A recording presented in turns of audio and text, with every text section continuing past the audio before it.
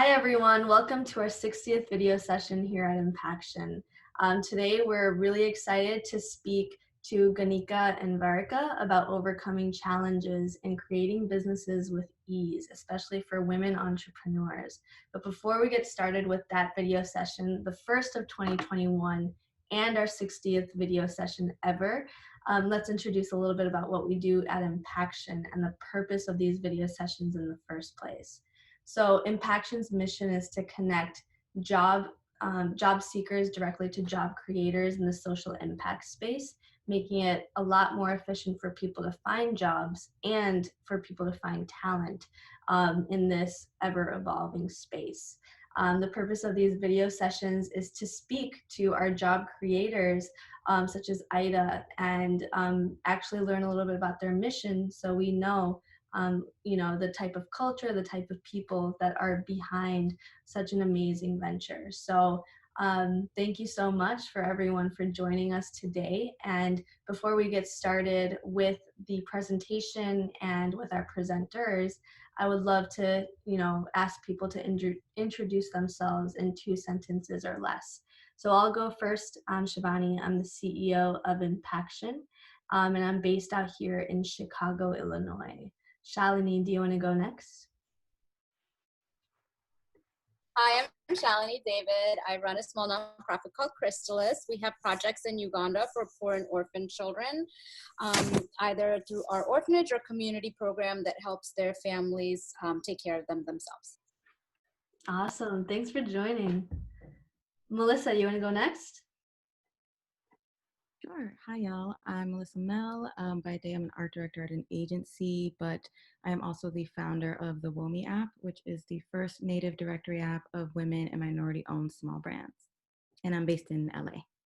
Nice. And I saw that you just posted on our portal, so thanks for that. Yes, absolutely. Emmanuel, you want to go next? I'm Emmanuel from Malawi. I'm the founder of Became Academic Center and Africa Innovate. I'm an education activist fighting for education for those from low-income families. Awesome. And he's going to be our presenter next week, so very excited for that. And Sujata, our previous presenter, you want to introduce yourself? Yes, good morning, everybody. My name is Sujata. Sorry, I'm unable to open my video at the moment, but I am currently a graduate student pursuing my master's in social innovation and sustainability leadership. So very much interested in the entrepreneur space and innovation world. And excited to hear your presentation today. Thanks for joining. Thanks for joining, everyone. All right, let me introduce our presenters for today, and then y'all can get started right away. So today we're learning about overcoming challenges and creating businesses with ease from IIDA.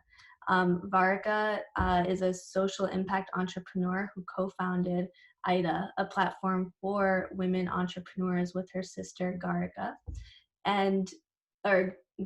sorry. And through IIDA, her mission is to empower women to start and grow businesses with more ease and greater accessibility to needed resources.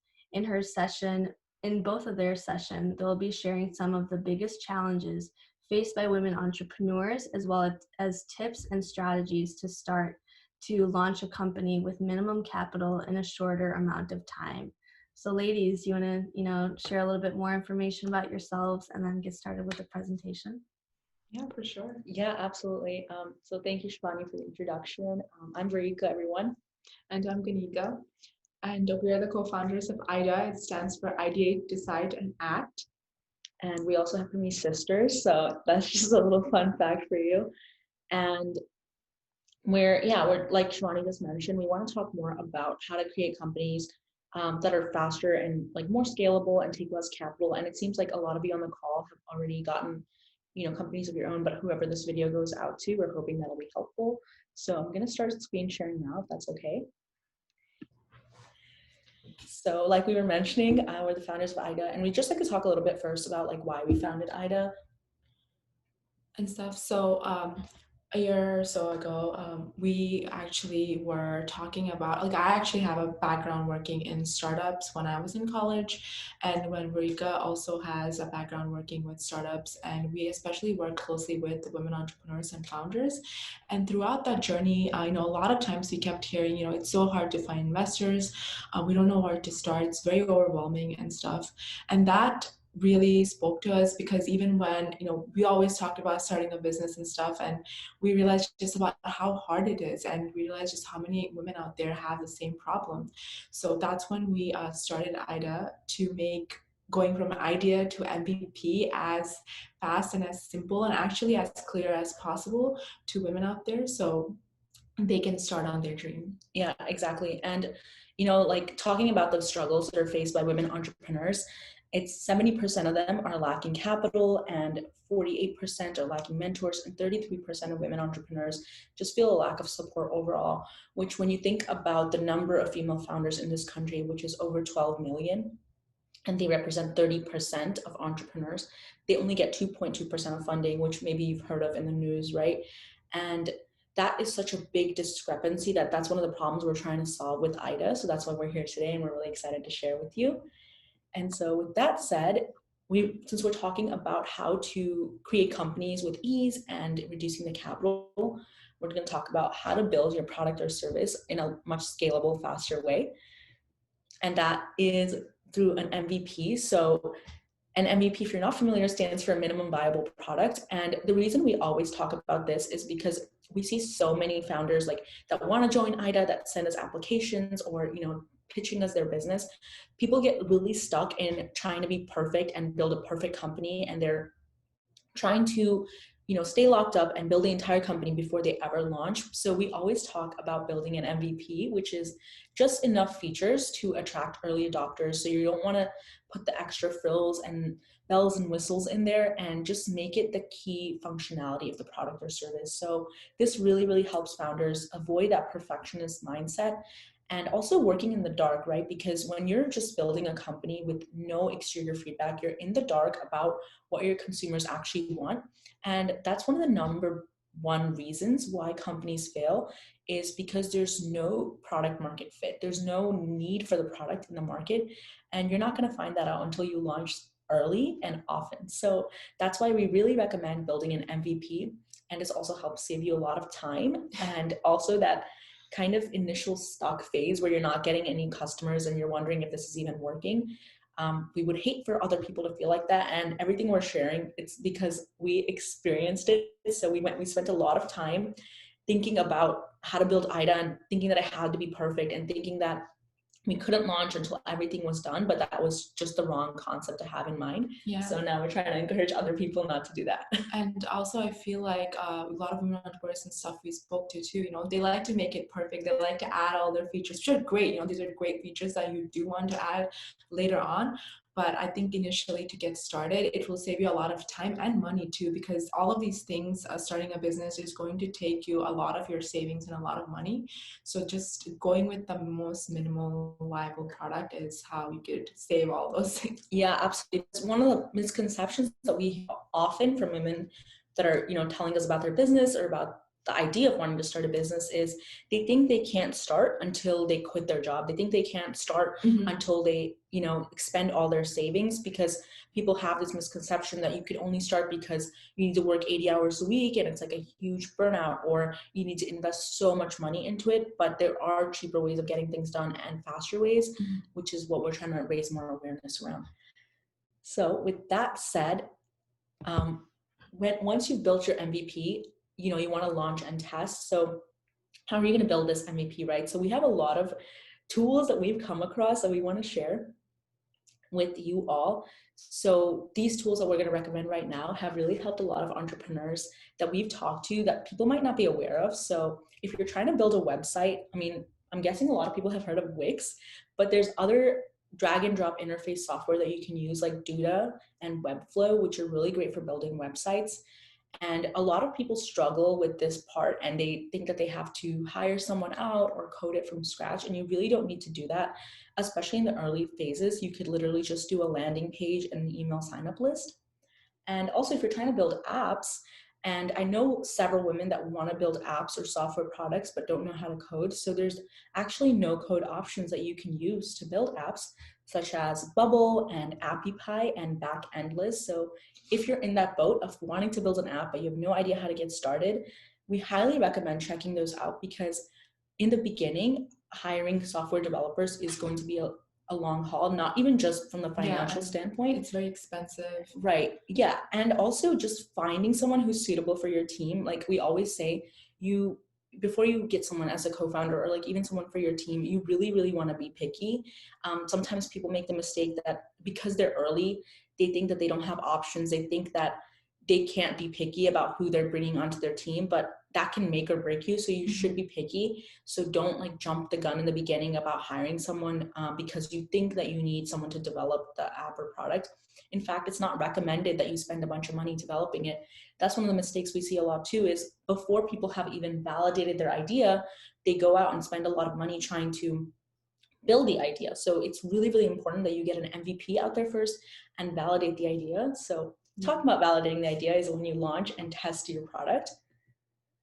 Right, but right before you launch and test your products, I always say get your few ducks in a row, and these are some things that it's really good to have right before you start, right? Like your legal documents, terms and user agreements and stuff.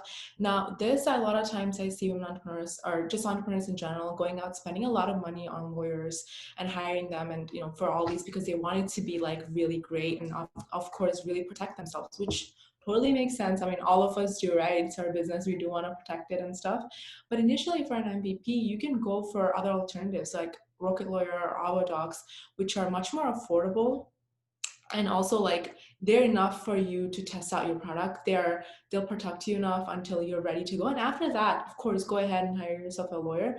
But initially, you don't have to put your resources and your limited money you have into something like a lawyer. And the next one is to write out your ad copy and call to actions and stuff.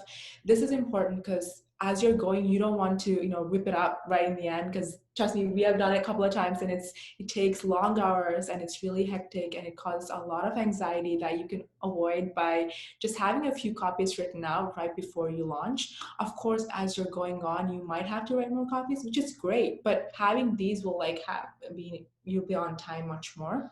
Same thing with email funnels and stuff. Having that nurture journey written out and having those written out means that you can save a lot of time. And as you're growing your email list, you can send them out and not worry about, okay, what do I do next? I have all these people, and leave them like, not nurtured, just leave them hanging there for a while. You do want to keep in touch with them. And that's a mistake that we made in the beginning too, is we were just growing our email list, but we were not keeping in touch with them like the newsletter that we have now, right?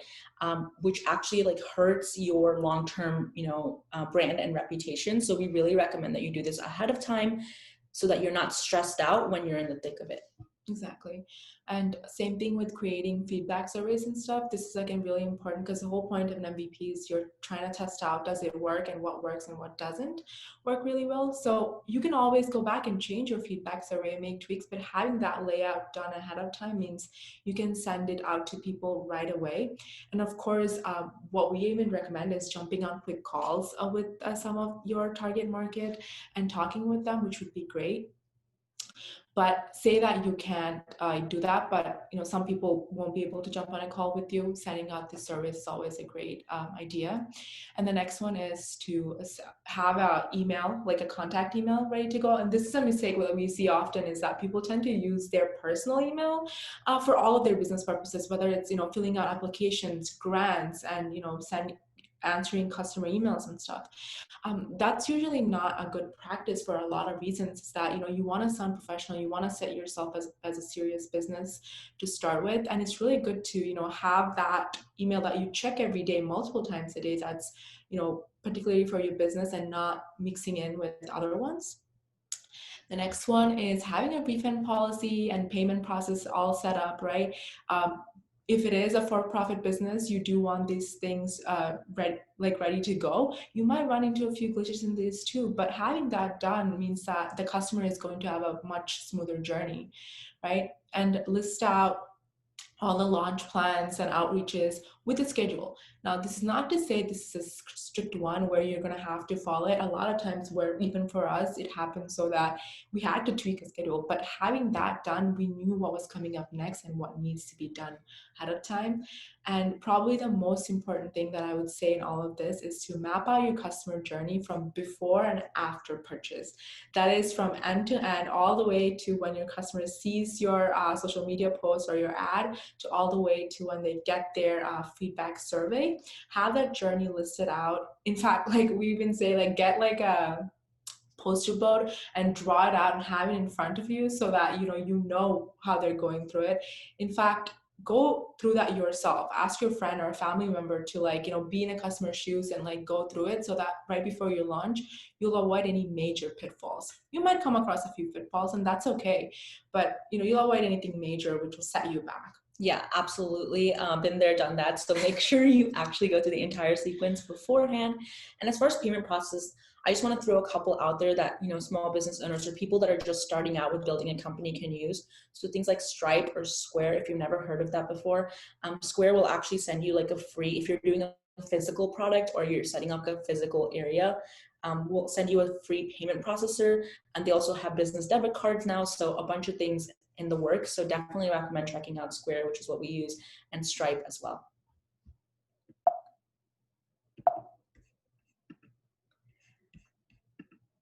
Okay, so now creating your compelling offer. So let's say, you've created your MVP and you've got all your ducks in a row and you're ready to launch. So something about creating a compelling offer that brings in those early adopters, right? So this is all about getting your business out there early and not thinking about the long game. Like people always think, well, this is not how I want my product to be, so I don't feel comfortable putting it out there. But if you don't put it out there when it's kind of a mess, you're never going to feel comfortable in the later stages because you're going to have to deal with much bigger problems down the line. So about creating a compelling offer, there's different techniques that you can use to get those early adopters in the door. So I'm going over a few of them. Like a free webinar, you've probably signed up for a bunch of online events, right? Like education marketing is a great way to build trust with your audience and actually bring them into your community. So try doing free webinars or free virtual events or something like that. Even giveaways or raffles. Now you don't want to do this where it's so broad. So we see sometimes people make the mistake where they pick their freebie or their giveaway to something that appeals to everyone, right? So if you do a gift card, like a Visa gift card, for example, that's going to appeal to pretty much everyone, and it's not going to bring in your exact target audience. So you want to make sure that whatever you're giving away is really suited to your audience. So for example, at IIDA, let's say that we wanted to do a giveaway, right? We would pick something that is appealing to entrepreneurs and is actually helpful for them. So we, instead of maybe doing like a Visa gift card, we might do a subscription to an entrepreneurial service or like a premium subscription to a marketing tool or something like that, that is actually pertinent to people that run their own businesses, right? So you want to make sure you're being specific there. And also get testimonials and guest posts. And this is one of those things where you're going to get it if you ask for it. So don't just lean back and wait for emails to come in unless you've done something extremely good or extremely bad. People, that's just psychology. People don't go out of their way to send messages or reach out to customer service or something like that. So you need to ask for those early user testimonials, and testimonials literally will skyrocket the rest of your launch because that's the power of social proof, and it's like proven in studies over and over again. So make sure you're asking for testimonials, and yeah, offer incentives for someone being your early adopter. So when someone is trusting you in that early stage of business, when you don't have it perfect and you kind of launch something scrappy like an MVP, they're trusting you and they have faith in you, right? So you want to give them something selected for them being part of that group. So either a bonus or a discount on your future launch, or maybe they get an extended access to it or something like that, or lifetime access. Or maybe if you're selling a physical product and not a software, you throw in some freebies in there when you ship it out, or like a handwritten note. You really want to make your brand stand out in their mind. And in the early phases, you have time to do this. So don't make the mistake of not doing something in the beginning because you think, well, that's not how my business is going to scale. When I have thousands of customers, I won't be able to do handwritten notes. By doing that is how you're going to get to thousands of customers, because you want to build that brand relationship early. So we really, really recommend doing that and paying attention to your customers and letting their voice become a part of your business. It's really important. And so with all of that said, we have so much more information that we want to share. So if you're interested, we put together a workbook actually for this session. So if you want, you can go download it at bit.ly/IDA workbook. So that's bit.ly/IDA workbook.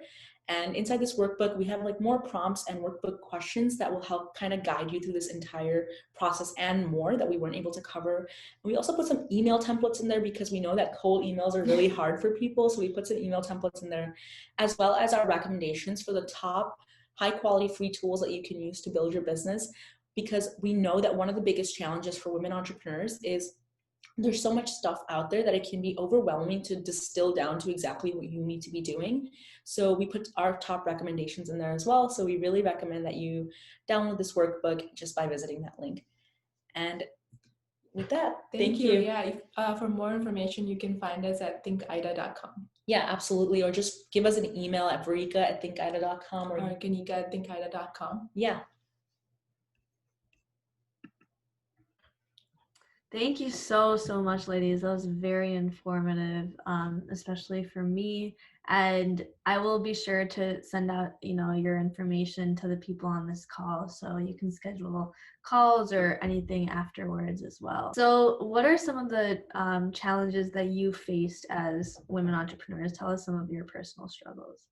Yeah, absolutely. So I'll go first here. I think one of the things we talk about sometimes, I think I even did like a podcast about this, where I mentioned this, but sometimes when we pitch this idea to, a group of people, of course, with any idea, you're going to face like some people that love it and some people that don't, but sometimes we get like a more polar reaction because we're trying to do something for women entrepreneurs, right? Which is a more underserved niche of the market.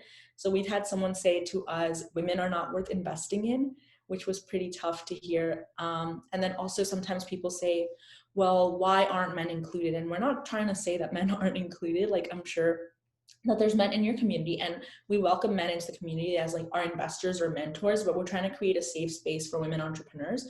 But of course, like the ideas of male entrepreneurs are valued in our community. So it's not that. So I think that's been a struggle as far as like the mindset and perception of people around this. And then, of course, the struggles we just mentioned, where we actually started IIDA, it's approaching 2 years now, but we didn't work on it for a good like 4 or 5 months, where we were just kind of sitting on it, not knowing what to do. So it's kind of the stuff that we just presented to you, where we didn't figure that out until later. And we were just kind of like, okay, well, someone tell us what to do now. So, yeah, I think I would say that we're in the ideation phase for a long time. That's the reason I always say like we're about like a year or something old. But the truth is, it's just because we've been working on it and we're trying to make it perfect, and been presenting it to a lot of people where they're like, oh, but fix this, do that. And we really appreciate all that feedback. And I think it actually would have started with us just focusing on that one little thing, and then building out that MVP would have helped us grow more quicker. Yeah, absolutely. And that personal sentiment, I can resonate with that, and the amount of, investments that actually have, like, I was just looking up some stats, and in 2018, we found that, less than 6% of women-owned firms actually generated revenues of 250K or more. But, there's actually a huge uptick of women who started firms in the last 7 to 10 years. But the problem is that 90% of women-owned businesses are solo entrepreneurs. So they're creating more of like education-based nonprofits and professional services and healthcare, but hiring, only 10% of those entrepreneurs end up hiring people to grow their team. So can you tell us a little bit about, the system that you've seen around this, and how it only perpetuates the fact that there is less funding going to women entrepreneurs, and venture capitalists, they're looking for people, for entrepreneurs who can grow a business that can generate more than $1 billion of revenue. But sometimes it feels like, we may get in our own way in the types of businesses that we end up starting, because we want to stay small and have that, sort of safety net. So can you tell us a little bit about, the system that you're seeing around this issue? Yeah, absolutely. So one of the things, I don't know if you guys have seen this on the news, but Quibi failed right after 6 months after launching, Mhm. and they raised more money than all female entrepreneurs in the year of 2019 combined, which Mm. is crazy. So it was like $1.9 billion for Quibi, and I think 1.8 for female entrepreneurs or something like that. So Wow. that is ridiculous, right? And they actually failed. I mean, which is heartbreaking for any entrepreneur. So like no one should have to go through that. But during that same period, women entrepreneurs were generating 67% more revenues for their investors, or returns on their investment. So Shivani, like you mentioned, it is statistically that female entrepreneurs tend to lean towards more of those lifestyle businesses, local businesses that are smaller because they want it to be smaller. And something that I've noticed a lot is a lot of women start businesses out of wanting to satisfy some kind of personal need, so either a side hustle or to support family or something like that. Mm. Whereas men are perceived to be more visionaries, right? They're perceived that they want to disrupt something, so they get a lot more leeway in terms of something going really well or really bad, whereas women don't get that leeway. So if you screw something up, you're kind of labeled as like, oh, like a failed entrepreneur, but men don't get that same kind of label.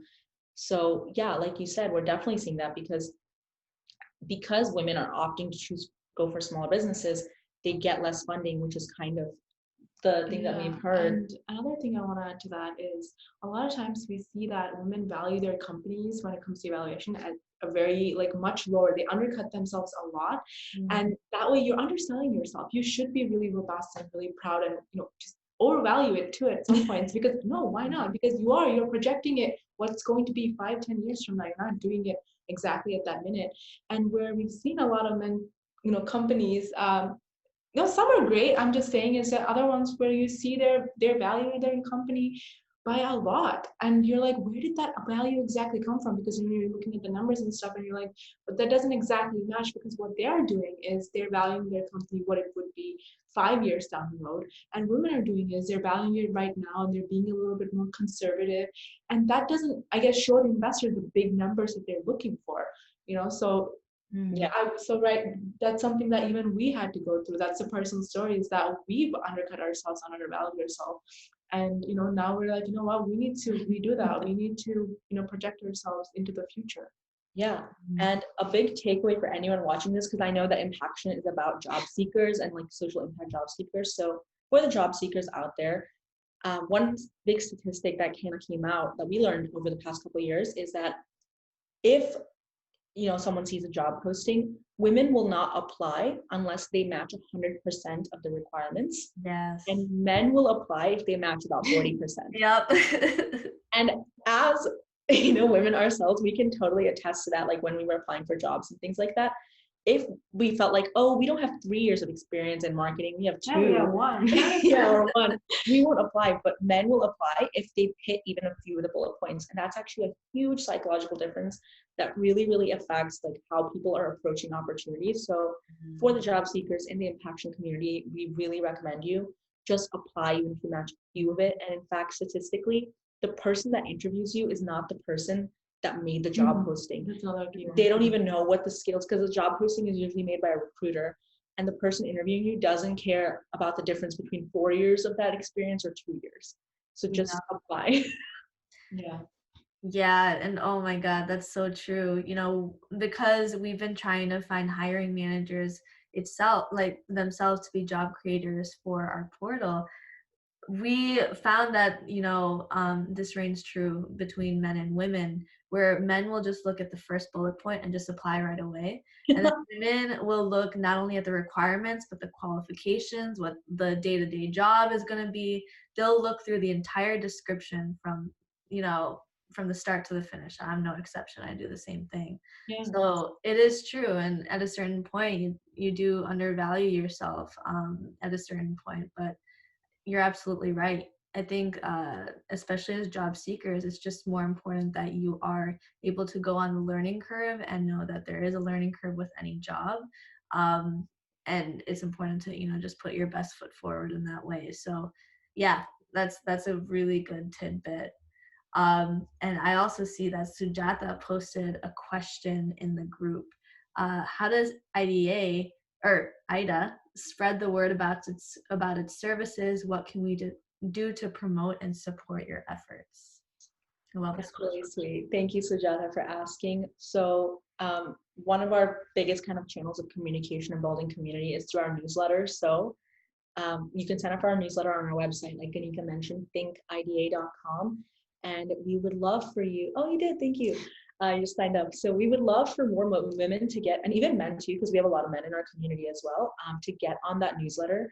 It's bi-weekly and we don't believe in like spam and all of that. So we only send really valuable content like grants that are coming up, events, free virtual events, like, and we focus on not just like the hustle and like that part of entrepreneurship, but even like events for entrepreneurship, mindset, and things like that. Yeah, so we really, really recommend signing up for that newsletter, not being biased, and letting your friends know about it as well. Definitely, and I'll put the link to their website in the YouTube video session too, and then we'll send it out to the community. Thank you. Awesome. So can you tell us a little bit about, imposter syndrome and how that reigns true for a lot of women entrepreneurs? Yeah, I think maybe even you can relate to that, right? It's like we want to start something big and we're doing all this and we're like, okay, but I can't really do that because I'm not a developer. What if it doesn't look as great? Or, what if I can't go ask for that money because, I'm not there yet and stuff. And even, those are like the small and nitpicky details, but in general, you're like, oh, can I even start and grow this business and like be a manager of all these people when I have never done that before? Then you feel really like, you feel anxious. First of all, you're like, can I even do that?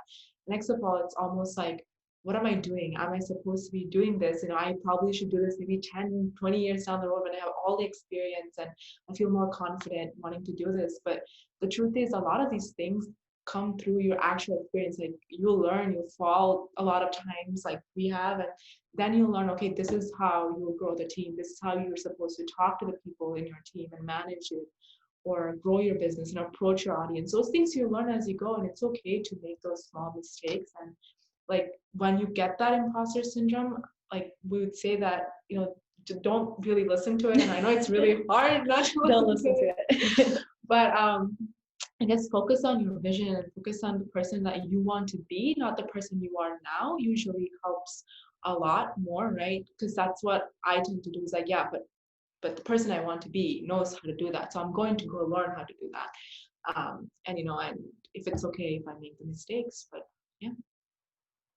Yeah, I couldn't have said it better myself. I'll just add, like, I think because I'm a lot younger than the people that we manage on our team, so sometimes I definitely feel weird and have this imposter syndrome about telling people what to do when I'm younger than them, even though I know what I'm doing. So I just feel weird about that, right? So I just try to, some of the tips that I've received is one, it's really silly, but you kind of like what Ghanika was talking about, the person you want to be. So you kind of step into a different version of yourself. So you're like, I'm not like the me, I'm like a different version of me before this meeting. And the other thing that one of my friends recommended is you need to remember that whoever you're talking to is a person, human being, just like you, and they have the same emotions. So just because someone has a bigger title doesn't mean that they don't experience human emotions. In fact, sometimes a level of success can even breed more of those emotions because you have more to lose, right? So I would say, like, to women that are facing this imposter syndrome, when you're getting on mentor calls or investor calls, remember that the person on the other side of the table has the same frustrations of you. They probably don't want to be on a video call just as much as you. So it's all good. Yeah, and even, your language really determines your confidence as well. So I tend to see, especially for myself, and we have a team of women, it just happens to be that way. We end up saying we a lot to our accomplishments, we as a team, instead of, even if it's an individual, it's normal to say I and be okay with saying I. But even, small language changes, and it changes your mindset a little bit that way as well. That's a really good tip. Yeah, definitely. So tell us a little bit about, societal expectations. I'm South Asian, I'm Indian, and creating something that is quote unquote risky, and even being a woman, person of color, starting a business, there are a lot of hurdles that come with that. So have you faced any challenges with societal expectations, maybe from people in your circle, and how have you overcome them? Yeah, so thankfully, so we're also South Asian and clearly women of color and we're Indian. And thankfully, like our family's been really supportive. So we can't like complain about that. They've just been really supportive about that. But I think one of the societal expectations that comes about is one thing that we hear is like because we're family and we're sisters, like people usually expect there to be like co-founder conflict or something like that. Because one of the biggest reasons for companies breaking apart or one of the biggest things that investors look at is actually the team and the strength of the team and also like how strong is the team working together. So sometimes it can be a benefit to be family, of course, but then there's also this kind of expectation that because your family's like not as serious or maybe there could be co-founder conflict and stuff that breaks it apart. So there's definitely that. And as far as starting a business, I think, and Ghanika, you can weigh in on this. I don't think that it's like normal in our culture, I guess, for people to be like full time on this. People generally expect that you get a job and stuff. So I think there is some of that, but of course we're trying to, break that expectation. And the other thing I wanted to add is, I don't know if any of you have gone through this, where we didn't really tell a lot of people initially because the pressure of like, what if I fail? What if in the beginning, like I screw up big time and it goes really bad and everybody's like, oh look, you just started without knowing anything of what happened. So no joke, we literally did not tell as many people that we didn't have to tell as until like months. I guess in the social like our group, until like way ahead, like months later, because like 6 felt months. that pressure on us. We're like, we're not ready yet, but now we're just like, you know what, we're just gonna say it and do, because at the end of the day, the best thing that we've done is to start this and be really stubborn about it. And it is a learning process. We don't take it to more than that. Yeah. No, that's a definitely good point. We kept it secret for a while. Yeah, I think I did as well. So you talked about, a fear of failure, right? So, how strong is that fear of failure to you? And, for me, I use fear of failure as a motivator for me to push more. But can you tell us a little bit about both sides of what it means to have a fear of failure, and maybe even share the positives of having this sort of mentality and what it means to be an entrepreneur living with this mindset? Yeah. Okay, I'll go ahead. All right. So talking about the mentality, one thing I will say is when you have this fear of failure, it kind of prevents a lot of people from taking action. But you should never let fear be the thing that stops you from taking action. One of the best things I heard, and this was right before giving a pitch, right? That I was looking it up. And fear is just excitement without the breath. And I always think about this. So the emotion, like the heightened state of adrenaline that you get from fear is just excitement, but it's like you're not breathing, you're not in control of it. Whereas in excitement, you're in front of the situation. So with fear, what I always say is try to get in front of the situation. So before fear overtakes you, you need to convince yourself that you are excited about what you're going to do. Because it is the same emotion, it is the same state of like heightened senses and stimulated senses. It's just you're not breathing, you're rigid, you're tensed up.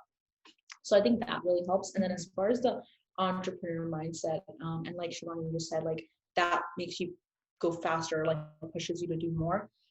As an entrepreneur, I mean, as easy as it is to say, you cannot be afraid of failure because you will fail. And in fact, in the beginning, like I remember if we got rejected by something, I would be so devastated. I'm like, oh my gosh. But now it's just like you just swipe and delete that email and on to the next, So you have to know that you'll fail. In fact, get your failures out of the way in the beginning, because everyone has failed. Like literally every successful company, even the ones that you think are an overnight success, they have failed so much and they've made mistakes. Yeah. Like the companies that you see, like for example, like MailChimp or something like that, or Airbnb, you think, oh wow, like it just became viral overnight. But a lot of startups take 4 years of like zero revenue before they even hit like a peak point. So it's literally like this, and then it's like that's why they call it a hockey stick. It's like nothing, and then it just goes up. So you need to be okay with that phase of nothingness. And the other thing I really believe is a lot of times people are waiting for the other shoe to drop. So they're like, okay, well, this is going to go south at some point. I'm just waiting to see, oh, when will it go south, right? So it's really important that you shift that mindset to be, I will have a breakthrough and something good will come out of this, because it's just as easy to choose one thought or the other, in my opinion. Yeah, definitely. And perspective is everything, right? Like, if you are afraid of whatever the new project you're about to start, or some new venture you're about to take in your business, I always go, man, a couple of years ago I would kill for this chance. I wanted to be in these shoes. I wanted to be in that moment to do this thing. So, and also a lot of people would love to be in my shoes and take on this opportunity or start this venture. So you know what?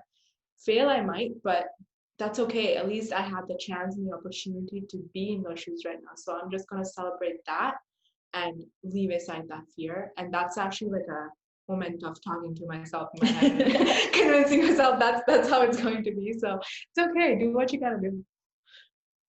I love that. And every time, you do receive a yes, or every time you do receive a no, I think it's also very important to ask for feedback and ask for why is this the case. It's important to, you know, take that also with a grain of salt, because at the end of the day, you're going to receive thousands of no's, and then that one yes is going to feel so sweet and so satisfying. And um, it's also because you asked why, and there might be a lot of things that are going on in your head, making assumptions why they said no and all of that. It's better to just ask, and even if they don't reply, it's better to just follow up with that so you do know. But I love this. I have one last question for you before we wrap up, but I do want to open it up to our community. Do you have any thoughts, any questions, anything to share to these ladies? Thank you, Sujata, for the kind words. Appreciate it. Oh, and for people watching, Sujata commented saying that it was a great session, and they gave really great insight and inspiration. So if there aren't any questions, I'll go ahead and ask my last one. But what do the next, 5 or so years look like for you two ladies? What are you planning for ahead? Yeah, we're excited for this. I think I'll let you introduce the upcoming. Yeah, so we actually have a big launch coming up where we're developing a mobile app for IIDA. So we're really trying to kind of, I don't want to say revolutionize, but kind of flip the script on how people approach entrepreneurship, because there's a lot of people human capital involved, but we're really trying to use technology to help women identify market trends and identify what customers are thinking, and also kind of act like a business advisor. So you would put in what you're working on and get automatic suggestions. So that's what's in the works right now that we're super excited for. So we're hoping for a prototype release this spring, and that would be really exciting. And over the next 5 years, I mean, honestly a lot, but I would really, really love to, once obviously we get back into in-person, I really like building community. So I would love for us to host in-person events. I think that would be really, really fun. Yeah, that would be really great. And I would like more things on our mobile app where the main reasons for failures for startups are addressed, and we're able to, create a space where that could be done. But our next, actually most recent coming up thing is the 9-week course as well. Yeah. So we have this program that kind of helps a lot of women go from their idea phase to launching and stuff, that we've helped a lot of women do. So we're really excited to kind of relaunch that this year. So. Yeah. Whoa, y'all are moving 100 miles a minute. That's insane. Sujata has questions about where would the in-person events be based? Yeah, so normally we are based out of California, but we just moved to Texas. So probably in Texas is what I'm thinking, but anywhere really, depends. Yeah, once we can host them, I mean, the world is our oyster, but now since we can. Sujata's in North Texas, she said. That's awesome. Yeah, we were definitely supposed to have some in-person events this year, but obviously that didn't happen. But definitely probably in the future. We sponsored a hackathon recently, so that it was a virtual one, but if it was in person, we could, do giveaways and stuff like that. No, we wish it was in person. We loved in-person events when we could. Oh yeah. Yeah. That would be so cool. I would love to attend one of those. That would be awesome. Yeah. So I want to thank, you two ladies. You provided such good insight today. There was a level of vulnerability that came with the conversation as well. I know that, we had women entrepreneurs on this call and also a male entrepreneur. So thank you, Emmanuel, for joining today too.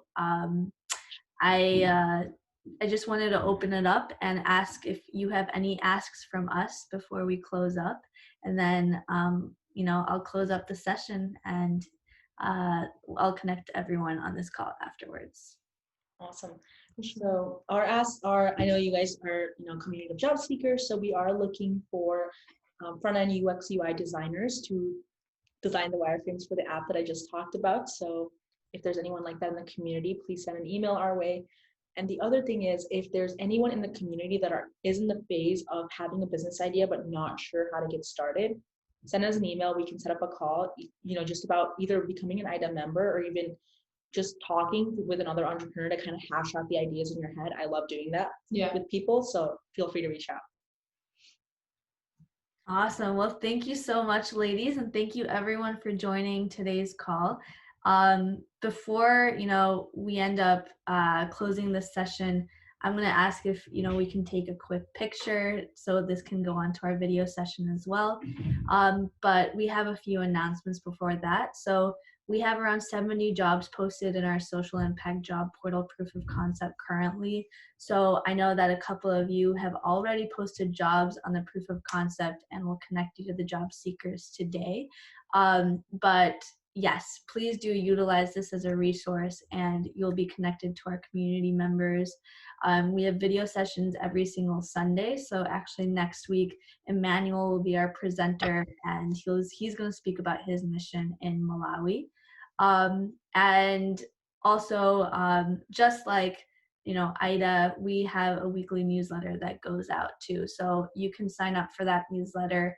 And it's a weekly newsletter. So we share events and video sessions and jobs that are posted as well. So sign up for that as well. But thank you all for joining today. And, I'm really excited to connect you all after this call. So hopefully the networking can continue. Thank you to our presenters. Thank you so much, ladies. It was an amazing session. Thank you so much for having us. That was so fun.